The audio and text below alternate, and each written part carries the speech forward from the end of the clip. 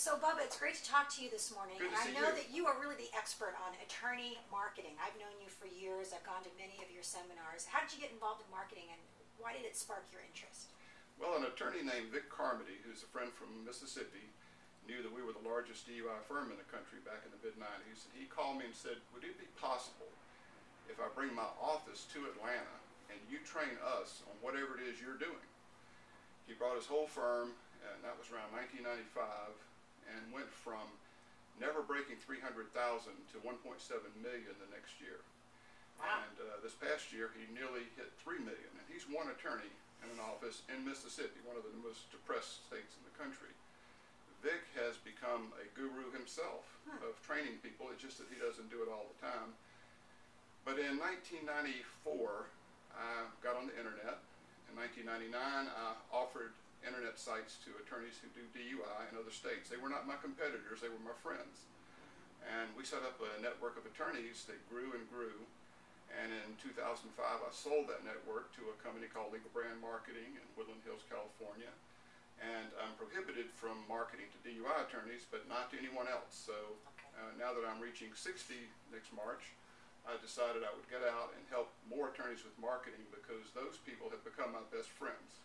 And look, when I went to law school, I took exactly 0 classes in marketing, 0 classes in business, and that's how it is for most attorneys. We learn how to practice law, we learn how to read all of these books and cite the cases and fight for our clients, but we don't know anything about marketing. Well, that's true, and in fact, they don't teach you anything about marketing. They almost make it taboo in law school. Right. When I was in school from 73 to 76, they talked about all the attorneys that were challenging business marketing, and these people were some kind of bad actors Right. almost. So the real problem with it is that attorneys who don't put their information out that people can find it, they can't be found. Well, what good is it? You might as well have your brochure in a file cabinet. The internet has changed everything. It's changed TV, it's changed newspapers, it's changed radio. Everything's different now. And do you think most clients, when they determine that they need an attorney, they go online to look for the attorney? Depends on the practice area. Because DUI is something you don't want to call up and say, hey, I got a DUI last night, do you know a lawyer? Right. They either will only confide in someone like their attorney, their business attorney, or a banker, or someone they think's in the business community. But the internet has been a pure gold mine for DUI attorneys, because if they can find your information and look at your credentials next to someone else, they'll hire you. I know a lot of attorneys who say, I thought I wasn't allowed to advertise. I thought the ethical rules prohibited it.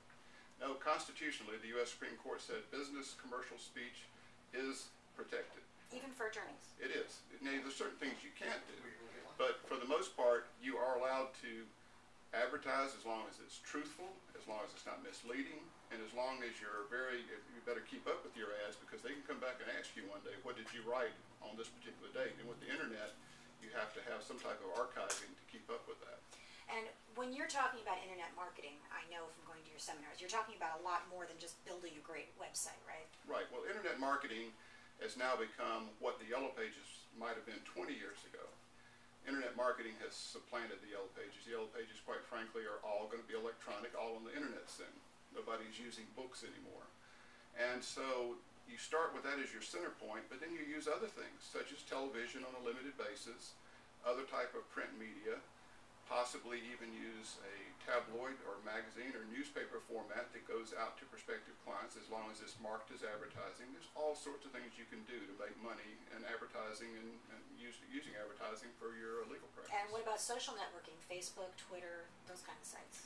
It certainly helps to get name recognition out there. We haven't seen a great commercial model yet, because an attorney's not going to put out an ad saying, $400 wills, $79 this week on Twitter, because again, most people are local, they're not national, and Twitter goes every place. But for your contacts, you could use it as far as a news-based piece of information, like if you came out with a new book, or if you won a case at the Supreme Court of your state. Why not Twitter about that? So if I have a busy law practice, which I do, how am I to keep up with all of the marketing tips and advantages that you have to offer? Well, the thing we do is we have periodic meetings where everyone gets together, because that's the time when you get into your best practices, you share information, you show how you're doing it, so that you're not even your competitors, there are other attorneys, they can figure out how to make the same money you're making. one little thing can change your practice and make you another $1 million if you know how to implement it and you do it properly. So can you give us a tip or two? Well, I would say right now what's happened to television, it's been so fragmented, but the use of cable television has been a tremendous source for professionals because you can do an infomercial, and if you have the right placement people, you can get it in place to put it in the zip codes you want to have that ad run in, and over time people see you and you become an authority, and that's what's really one of the new things that I've seen working. So even though people think of cable television as national, which it is, you can localize the ad. You can, and you don't want to be going national because let's say you're a Right. cosmetic dentist, plastic surgeon, or even an attorney. You probably aren't trying to do cases in a huge area. For example, California with 35 million people, you're probably going to be north, south, or middle California and a limited geographic reach because people aren't going to go in and stay overnight just to come see you the next day. Right, exactly. That makes sense. So where do you see marketing going in the future for attorneys?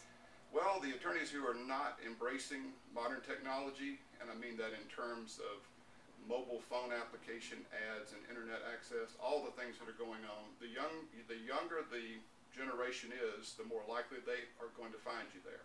With people my age and older, probably fewer, but more and more of them have learned how valuable the internet is, and they're using it for their own grandchildren's pictures now. So they now go to Facebook. My mother's 79.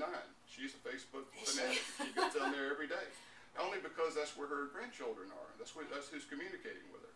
Yeah, I found in my experience that being on Facebook, I have a large number of Facebook friends. It sort of lowers the threshold, and people feel more comfortable contacting you on Facebook because it's friendlier. And sometimes people see attorneys as, that person over there who's inaccessible. I'm afraid to call them. Correct. And it lowers the barrier. They can just drop you a line. Next thing you know, you have a client. Well, you just mentioned one thing that you said. What's the trend? If you're not on video on the internet, you might as well be in a Model T trying to rumble up the road because video is where it's at. People are no longer reading your content. You can have the greatest content. You can have an encyclopedia of written content. They will read one paragraph or part of it, maybe two, and they're on to the next page.